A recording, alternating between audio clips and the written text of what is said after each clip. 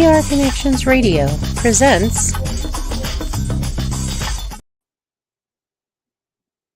Welcome to my podcast, The 15-Minute Mediator. I'm Nancy Gabriel, the owner of Mediation Around the Table. I was born in Milwaukee, raised in LA, graduated UCLA, and for a couple of decades, I was a paralegal and certified legal administrator, both in Los Angeles and when I moved to Las Vegas.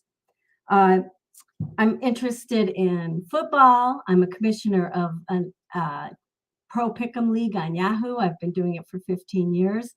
I'm a fair weather fan in football because Packers are one of my teams because I was born in Wisconsin, and my late husband's team was the Eagles, so I like them.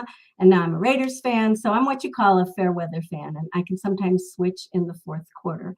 I also am an avid Lakers fan. I am a Dodgers fan when the playoffs start. I love to cook. I love to grill. I do yoga. I knit. I watch lame reality TV oftentimes.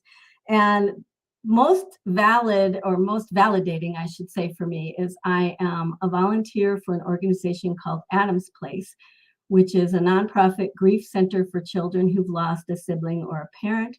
And I've had the privilege of being the adult facilitator there for 5 years. I've also been a volunteer for the State Bar of Nevada's Fee Dispute Mediation and Arbitration Committee, and I've been doing that since 2015. And that's a rather interesting proposition. I frequently get asked, how did I become a mediator, or why did I become a mediator? And that story is having a background as a paralegal and a legal administrator was part of it. But in 2008, my husband died suddenly of he had a genetic disease, but we did not know he was dying until he died. And less than a month after his death, my stepdaughter, with whom I thought I had a good relationship, sued me in probate court for my share of the family business. And it was devastating to me because I found myself having to defend a lawsuit when all I could do really was grieve for the loss of my husband. And every time my attorney called, it cost me $400. And by the time we ultimately settled the lawsuit, I was into attorney's fees over $80,000 that I could not afford. So about a year or so later, I started feeling more like myself again. And I sat down at my computer and I literally typed the words, "How do families resolve conflict?" And mediation came up. And it was an education for me in the sense that I thought mediation was a tool for landlords and tenants. I didn't realize it's a tool for resolving any sort of conflict. So I started my mediation training in 2010. I did my internship in 2011, and I got certified as a divorce mediator through a very prestigious program in Los Angeles in the beginning of 2012. And then I opened my doors as a private mediator. That was challenging. In Southern Nevada in 2012, people didn't know what mediation was or that it even existed. So I did quite a bit of networking and tried to educate people everywhere I went about an alternative to litigation. And while most of my practice is focused on divorce and custody and family, I do a considerable amount of mediation about family businesses. And that's the topic for today. Family businesses are unique in that so many factors figure into the dynamic of a family business, way beyond the bookkeeper and who answers the phone and who sells the product or the service. It has to do with family dynamics that can go as far back as childhood and birth order. And mom liked you best. No, dad liked me best. And things like that that you think you're past can factor into conflict when a family is running a business. So I want to talk to you a little bit about a success story that I had regarding mediating a family business. And this one had to do with three brothers.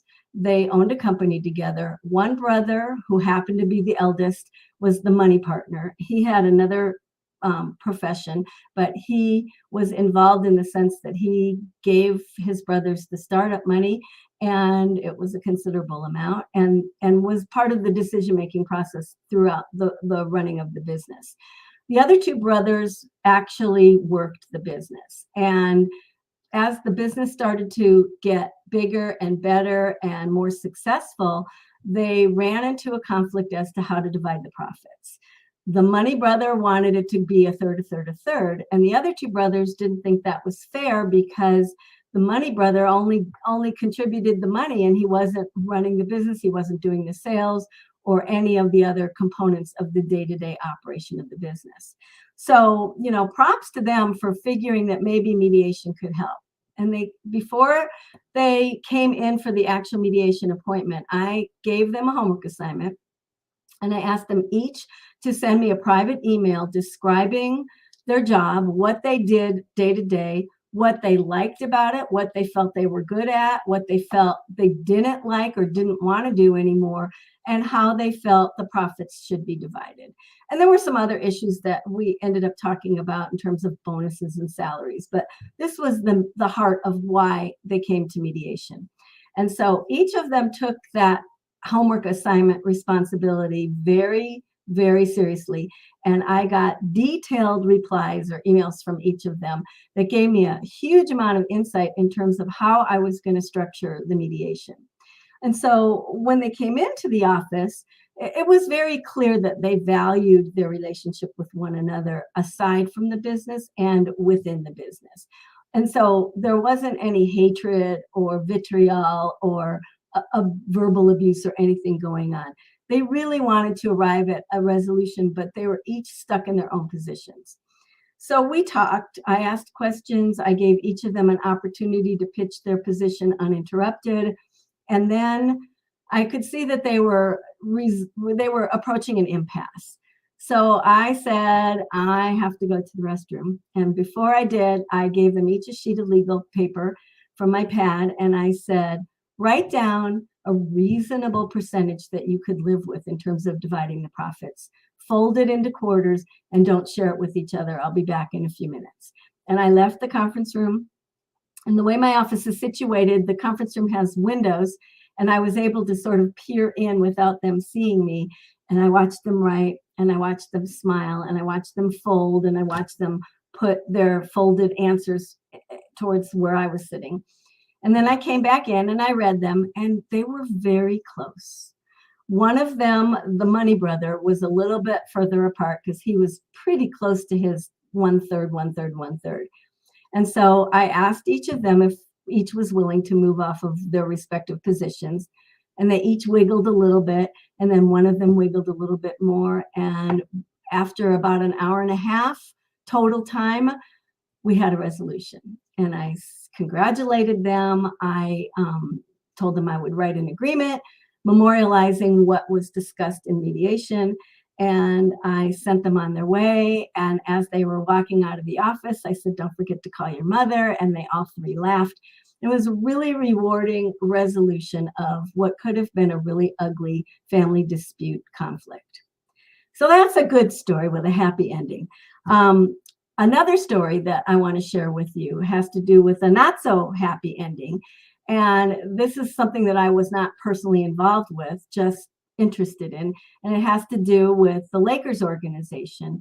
And when the prior owner, Dr. Jerry Buss, passed away, he had what he thought was an ironclad estate plan. He had done it 5 years prior. He had given control of the Lakers organization to his daughter Jeannie and his son Jimmy, and he thought everything was going to be fine. And then he died. And guess what? It was not fine, because Jimmy and Jeannie did not see eye to eye about anything, to the extent where Jeannie took over and fired her brother Jimmy. And they were in litigation. I don't know exactly how it's settled. It's been settled, but Jeannie runs the organization now. And it makes me wonder, there were 6 siblings altogether, but the main conflict was with Jeannie and Jimmy. And it makes me wonder what their Thanksgiving table looked like during all of this. And so in spite of the fact that the patriarch had what he thought was an ironclad estate plan, it still got torn to shreds.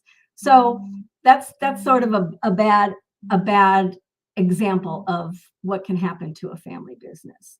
And one other story I want to share with you has to do with a group of family members that I met with, a group of women whose husbands were in their family businesses, and they were all stay-at-home wives and moms, and they shared with me the unique experiences that they had of having a husband in a family business, and how control of the business trickled down to control of the household, and the unique and different conflicts that each was experiencing. And we just sort of brainstormed solutions, and their problems dealt with the father-in-law, the mother-in-law, the sister-in-law, and there were alcohol issues and drug issues and verbal abuse issues and always control issues. And so while all the parties to the conflict weren't in the room with me, it was still a successful conversation so that we could each brainstorm, and most particularly the wives could brainstorm and commiserate and connect with one another. So that's another example of what you might not think is a potential conflict in a family business, and it really is. And in my situation, we did not have an estate plan. We did not have an exit strategy, and I lost a stepdaughter as a result of it. And I don't want that to happen to anyone else. So what I want to urge you, if you're in a family business, to take a look at is an exit strategy. What happens if one of you dies, divorces, moves, loses interest in the company, gets arrested, a myriad of potential sources of conflict, and deal with them and talk about them and head them off at the pass. And the other thing that's really important is an estate plan. Go to an attorney, get an estate plan, have a trust, have your exit strategy, part of that trust in writing and discussed, and understand what the legal ramifications are so that you can avoid probate, so that you can avoid a probate litigation and don't get enmeshed in what happened to me. I don't want that. I don't wish that on anybody, even though what happened to me resulted in a career change for me. That's the most fulfilling thing I could ever possibly imagine, and then some. So talk to an estate planning attorney, talk to each other. And if you need an impartial, neutral third party, talk to me. My company is Mediation Around the Table. That's my website. I will be happy to brainstorm with you or consult with you or meet with you, and try and keep the values of your family in the forefront. And along those lines, I want to tell you one more quick story. It's not entirely a family business story, but it's a family story. I worked with a couple, siblings, and their mom had died years ago. Their dad remarried. He transferred the title of the house into the new wife's name, and then the father died. So the house automatically went to the second wife, and she put it up for sale, packed up, and moved to Utah. And the siblings who reached out to me were concerned that some of their childhood memories were being taken to Utah or disposed of in other ways, and they wanted to protect that. But the stepmother wouldn't speak to them because she was afraid. And I ended up getting involved, and we actually did a virtual mediation. And it turns out the siblings only wanted their parents' wedding album and a few other personal items. They did not want to take anything away from the stepmother. There was no money involved. It was just a communication of their most heartfelt memories of their childhood. And once the stepmother understood that they weren't coming to take her plates and forks and knives away, we had a meaningful conversation. They rented a U-Haul. They went up to Utah and got the few items that had the sentimental value, and everything worked out well. So, at the end of the day, we all need to just talk to one another and listen to one another, and listen not to respond, but listen to understand. And so that's essentially what I do as a mediator. I'm going to be having this 15-minute podcast on the second Thursday of every month at 11 a.m. Pacific time. I'm going to have guests. We're going to talk about all kinds of subjects, and I would love to have you hop on. Thank you for listening. It's been a pleasure. Bye-bye.